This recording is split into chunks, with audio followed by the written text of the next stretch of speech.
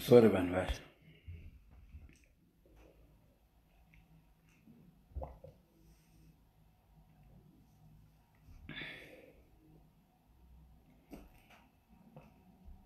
Panga baita flash photography. So now I ndilo taura ndiyo yamuri kuona. Right. Haina ndimirira vanhu vawanda kana vangu vanongoya padhuze, right? Ndicha siya zvadai. Right. Right. Nhasi ndiri kushandisa a different phone. Handizitiri better ndipi.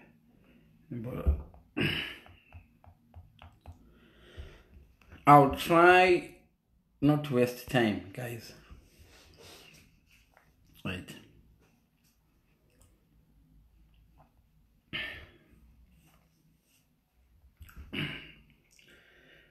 Namasvika 6. Right.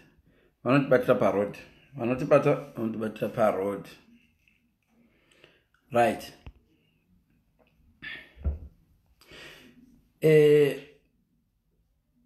Pane zvimwe zviri kuitika vanhukadzi vazhinji vari kufamba vari kutaura zveabuse.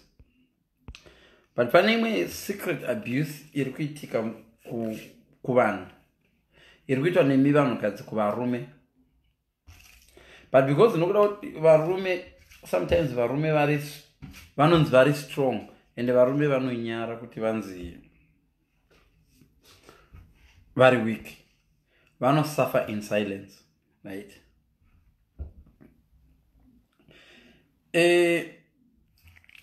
Pane zvinoitika vanhu vachirambana. Nguva zhinji unonzwa munhu kana vanhu vachirambana vanotuka murume, hey, kadora. You've made it a joke. But vanostudy psychology, my psychologist, vandori higher than yedu psychology ndeimwewo. Vanofanirwa kuudza kuti when you do that actually kunodori neimwe mental illness inonzi small penis syndrome. Small penis syndrome, it's an illness. Kwete yekuti munhu ane small penis, no. Munhu anotanga kubelieve kuita anxiety about the size of their penis. Right? This individual will worry a lot about size yavo. Zvakuti vanhu vachingoti idiki. O kufunga kuti vamwe vanhu varondijaja kuti ndine diki. Saka imi paipa munomuti une kadora muri kutoita worse kumuneye.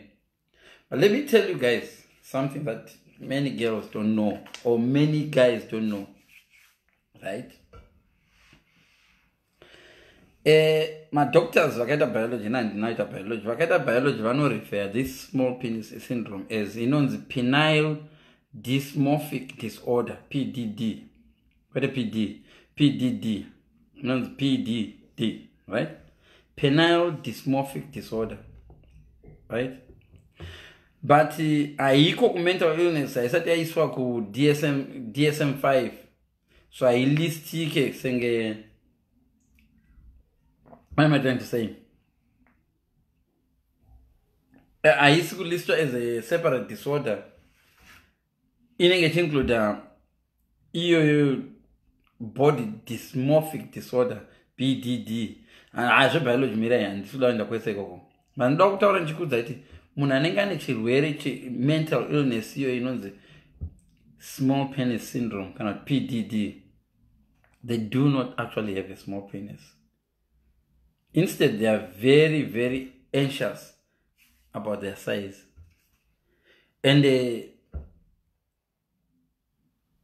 one thing that local than kuita penis dukwane, it's not a medical diagnosis. It's how hunamuna nonzi.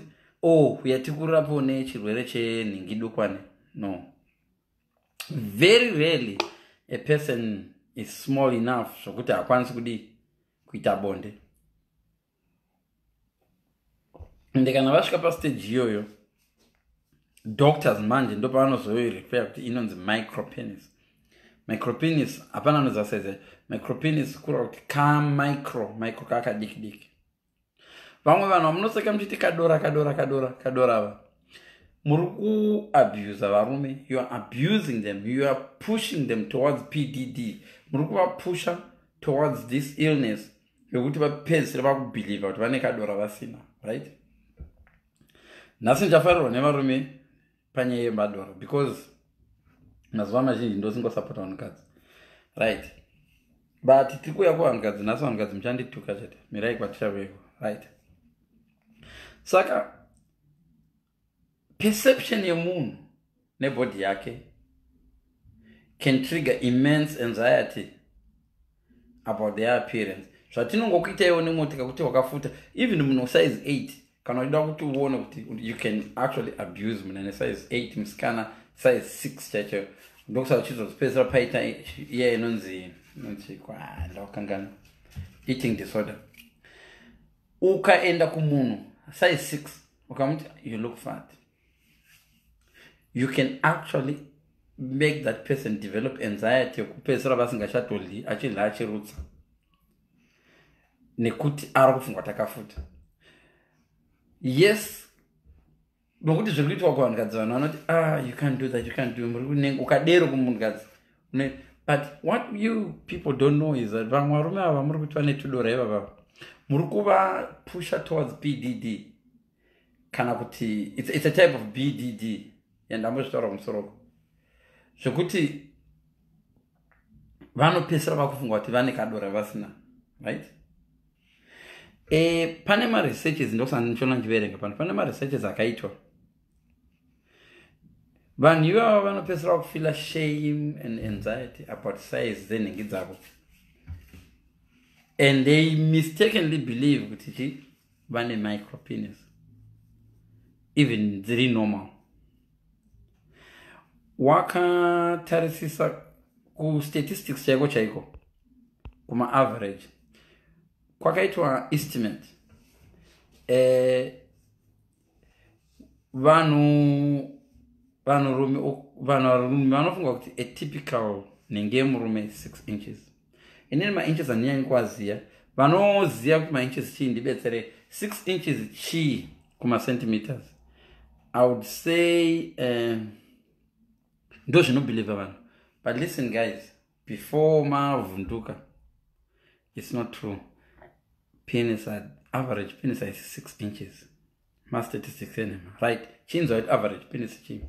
Average penis yemurume is 9.616 centimeters. Kurati half year, vanmona zvakaita half year rula.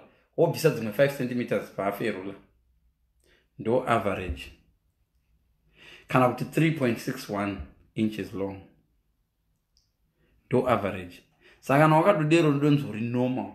Kana une 9 centimeters yakamira, which means I think banana rakadore besere. I think pamwe 9 centimeters dzakadaiso. Maybe 9 centimeters dzakadaiso. Saka uri normal kana wakadero. According to this, the average erect one kana yamira is 13.12 centimeters, which is 5.17 inches long. 13 centimeters. So kana mukomana wako murume wako ane 13 centimeters ari pa average, anotori pa average, ari pa good size, right? Dziri longer than 6, dziri rare. Dziri longer than 15 centimeters dzamira. Musanyebera boys zangu. Dziri rare. Dzinenge dzichitori ku 90th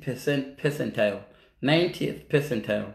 Kurava kuti dziri kuna anonzwa nehombe. Vamwe vanhu vanovhundika uchinzi ane zihombe, ane anaconda. Inenge ichingori about 18 centimeters. Vamwe vacho inenge ichingori 20 centimeters. Pamwe inenge 21 centimeters. This belief yokuti ndiyo iri normal. Ndikuverenga zvakaitwa nema-studies. This study in 2014, so it's not a bad study, right? Right. Saka, imimi kana muchizoti kumunhu kadora muri kupapa pushing them towards a mental illness, anxiety murume wako uchiti kana watsamusana newe muti ane kadora uchadiscover dzimwe nguva kuti kadora kachanotendwa kunza uko nomwe murume. Right, inini hangu ndine yangu theory ndakataura ndikati wakaona uchiisa ruoko panhingi yako wakabaita wakadai katu kuchisara space kumberi uko hausi small and unenge udori pa 90% yevanenzi vanodori nehombe uona kuti kwanisa kuibata wakadai yako takatuso kuchisara musoro uri panze kana kuti wakaiona ichisvika paguvhu rako yakamirwa yodai yosvika paguvhu rako shamwari wakatakura ndozvandikuudzai ndo zvamukini zvandikuudzai. According to this ukaona une at least 9 centimeters uri pavanhu vanayo ende vamwe vane ngori nedzakadero pamwe dzinenge dzakangoreba but dziri nhete zvoenda nokuti vakadzi to be honest inini kufunga kwangu ndofunga kuti vakadzi vanoprefer thickness nokuti zvinhu zvavo zvinovhurika than length. Kureba kwomukati hakuchinje pamunhukadzi, chinochinja thickness yeburi nekukura kweburi. So tochiuya kuvakadzi manje ndapedza saka pakaitwa research ukaonekwa kuti vanhu vari heterosexual 52,000 vanhu vakaonekwa 85% of women were satisfied with the size of their partner, vaive happy nesize yevava partner vanavo kumba. 55% of men were satisfied nesize yavo. Saka on average munhu wese ari murodhu ari happy nesize yake murume. That's why uchinzwa murume wese kuZimbabwe achiti ndakasenga but dzikazokandiwa mudhishu kanzi chidzinonga mwana wenge anonge yake dzimwe dzosara dzisina anonga vanhu vachidi vachinyara anditi vamwe voenda kumanigerian musanyebe vamwe vanhu vanoenda kumanigerian akatakura munhu wese akatakura kana neso takatakura right. Apa so pane point yangu manje ndapedza zvemasymptoms tinozozvita rimwe zuva masymptoms PDD anda nchireva some symptoms right. Kana uchida kuona kuti murume okereka ndingoita time ichipo kana uchida kuona kuti murume wako ane PDD inonzi masymptoms hawano kana achita constantly compare size yake nedzevamwe pamedia chingoti ningi yangu achikompare ndiyo first symptom of PDD. Kana kuti achingoda ngovhunza kuti ex wako angane yakadii symptoms of PDD. Secondly ukamunza achingoti ningi yangu iduki it's unusually small iyo evidence chimuradza no yakadoda kuinza nebanana asi yanongofila kuti idiki PDD illness. Kana ane distorted perception of penis size. There was a point in ndavenda pataigeza tichita kukuwi ndaitonzwa chiti iwe zvakasenga indaiona dzevamwe dzese senge dzakadi dzakakorodarika vanhu iwe wakatakura. That was a disorder. So when you say unekadora to someone, make sure you know kuti uri kumukausa this disease. You can make them the same way amunovenga kunzi munzi makafuta kunzi vanhukadzi you tend to think kuti ukati kumunhu ane kadora is better than kuudza munhu kuti you are fat. It's body shaming. Unenge uchibody shame. And most of these people amuri kukadara akatombozi rikadora. You are body shaming somebody. Imimi vanhukadzi mofunga kuti mune marights ekuudza murume kana matsakusana muudza unekadora. On average zvamunofunga kuti kadora zvatombozi kadora according to this psychological study, right? So masymptoms ndareva maviri kuye chi3 ukaona munhu achingokoshesa size there is PDD. These my studies are you can find them even on Google. I'm not making this up. I studied this, right? Ukaona chingogara chingoti achivhaluwa zvinhu size and stuff like that, or sometimes I don't feel ashamed or embarrassed about his size or sometimes andosvika pakutoita difficult having sex with a partner because ane anxiety about the penis size, and then obaita reduce sexual function kana kuti ototadza kuita orgasm kana kutadza kuita erection. Some people with small penis syndrome have other symptoms also, the BDD, like obsessive preoccupation about appearance. BDD in their body. Repetitive compulsive behavior relating to appearance, such as grooming and buying clothes, maybe maybe I don't know. BDD. Koya chronic distress about appearance, could feel distressed. Look nice, auto feel distressed. Koya depression or anxiety about appearance. So ndeamwe symptoms anosvika ku PDD. Saka vanhu vese varume vanofunga kuti munekadora, munofunga kuti munekadora, ngwarirai kuti munogona kunge musina kadora, ichingori PDD ka disorder kandarevaka kekuti iwewe une distorted belief nemaui perception about size yako, wakutofunga kuti unekadora. To ndochivhara panapa nditi ndochienda manje kuvakadzi, right? Ma-treatments acho, mirai ndikudze ma-treatments acho kana uine anxiety about penis size, you can do cognitive behavioral therapy, CBT, and you need to address and understand ma-triggers acho. Kana kuitoenda ku sex therapy or couple counseling. Vanogona kuita group kamwe mchitaura nevanhu dzingwa mchivudzana masize kuti uzvizive kuti shamwari ibelief yako. Kuna mwana anodori 14 cm, vanodori nedisorder iyoyo vanotofunga kuti vane diki, ivo vane 14 cm, and mazviona paaverage apa kuti even 13 cm is long enough. Vanhu chacha vari over 15 vanotori ma-extreme. Yes, handirambi kuti kune vamwe vanozosvika 23, 24, 20, handirambi izvozvo, but tiri kutaura on average. Mabeliefs amunoudzwa kunzi vanhu vakazodai vakadai, right?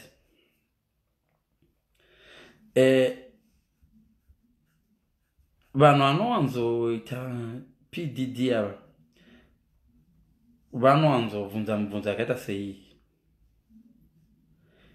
Is the size of my penis within average range? Is it common to be anxious about penis? Izvazvo madoctors, right? Toenda kunyaya chacha yandatangira live yangu iyi. Yandanzi tangira live yangu. Live yangu ndeyekuti iyo. Right. Mirai ndite summary, right? Anxiety yepenis size iri very, very serious and it's common. Affect your self-esteem, gonna affect your relationship yako. These misconceptions about penis size can lead people to believe that their penis is smaller than most other people, even if it's more average range. Sex education or support from a partner, dzidzai kuudza varume venyu kuvasupporta zvokuti kana matsamwisana mavatuka muchitika dora izvozvo zvinoita this disorder. Varume vazhinji, especially maZimbabweans, popai pamunenge muchiti vaNigerian avasanga maNigerian, muri kukuvadza vanabhudhi venyu nekuvabhilivhisa zvinhu zvenhema. Hear it from me. Kuno maNigerian vanototi vhunduka, saka musatombobhilivha story kuti Nigerian ndakatakura, Zimbabwe ndakatakura. A lot of it is exaggerated. Vanhu vazhinji vakaona nyoka ikadai so, tikakubvunza nyoka yange yakareba macentimeters mangani, haumboshayi umwe anoti 5 meters, haumboshayi umwe anoti 2 meters. Saka rega kujaja, handirambi kuti vari mwanombe, but zvakuzogeneralize kuti maNigerian akazodini, maCongolese akadini. Munhu iye ukamubvunza anoti maNigerian akatakura, ukamubvunza kuti wakarara nemaNigerian mangani, anga akarara ne1, umwe wacho anga akarara ne2, maybe akaona bamunini vacho vanga vakashama, akarara pamwe akatarisa mune vatatu. Kusadzidza ikoko, nekuti dzimwe dzenguva unozviziva kuti pamwe mufamily menyu imomo pozasotambona bhudhi wako wakashamika maNigerian vari kuti maNigerian akatakura, utombozivi sekuru vako vari times 5 zvangavovone izvozvo. stop generalizing. Munokuvadza mabrothers enyu nenyaya dzekuti kadora. The same way handichakudamage right now ndakukudzai vanhukadzi the truth about nyaya yenyu yamunotaura yekuti munhu haana kusenga, right? I know kuti vanhukadzi munofunga kuti kune nyaya yakaita seyo yekuti kune kadora. Nyaya iyo haiko yekuti kadora. I'll tell you why. Loza mambo chona zvinoitira. Right. Zvamunoti kadora izvozvo izvo. Ndichaedha vanhu towari.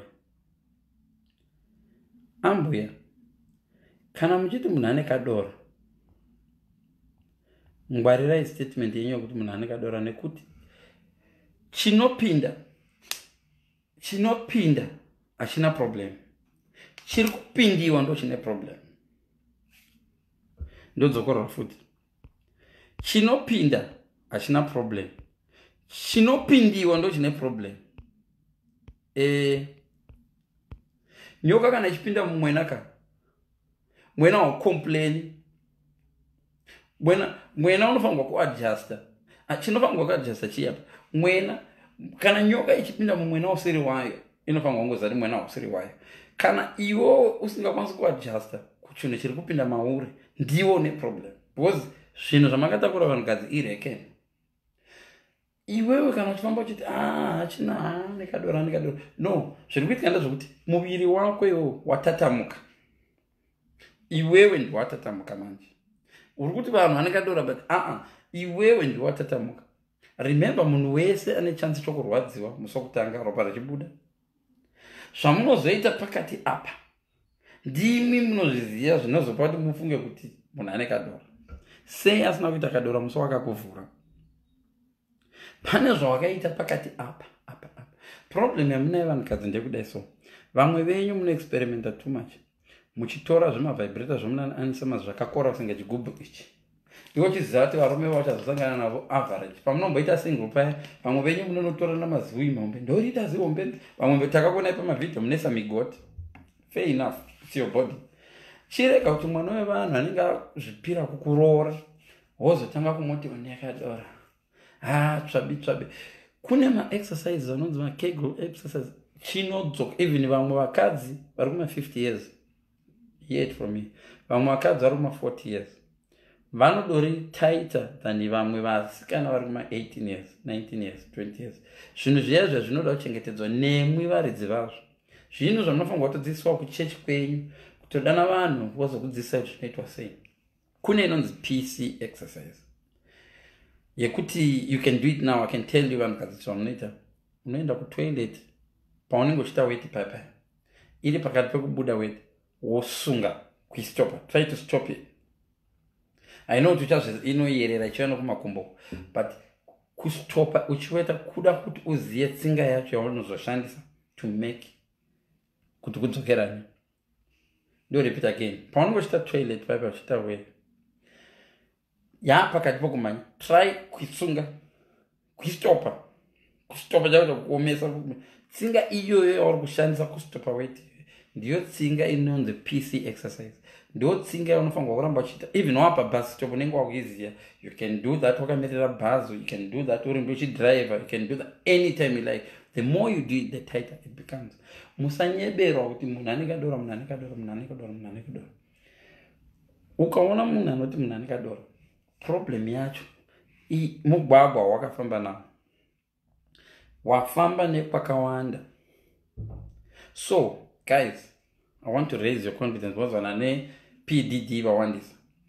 Guys, ukanzwa mukadzi anoti une kadorewa, don't worry, it's not your problem ndirodhi yakafamba naye. Kuno umwe muSamaria akazobetserawo munhu anga arohwa nematsotsi parohwa matsotsi. Vamwe matsotsi acho ndekuzvitsvakira kuNSAMAS, vakatsvaka zvigubhu zvakadai so vakazvindonyera muwe. Voda kuchiroorwa manje vadzika mazvigubhu azvirori zvimavhibrator zvirori. Vodawo munhu anovapa mwana. Havo vouya kwauri mwana wavanhu anozvinamatira akatendebuka hake ati ndoda kuroora. 2 weeks